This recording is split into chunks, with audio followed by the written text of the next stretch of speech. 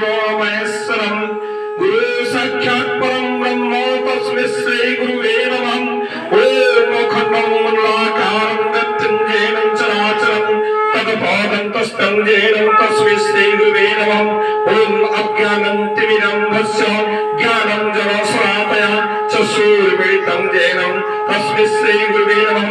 ओम स्थावरं जंगलं मृत्युञ्जयं कृष्णं चराचरं तत्पादं येन तस्मै श्री गुरुवे नमः।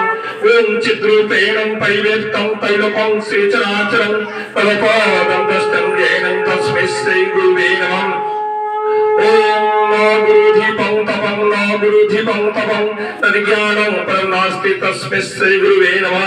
ओम मद्नाथ श्री जगन्नाथ मद्गुरु श्री जगद्गुरु मरात्मा सर्वदात्मा तस्मै श्री गुरुवे नमः। ओम गुरुनादिनादिश्च गुरुम परमदैवतमं गुरु परं परं नास्ति तस्मै श्री गुरुवे नमः। ओम ब्रह्मानन्दं तपसुखदं केवलं ज्ञानमूर्तिमं तन्माधितं अमरं तदमस्य दिलक्षणम् एकं वित्तं विमलवचनं सर्व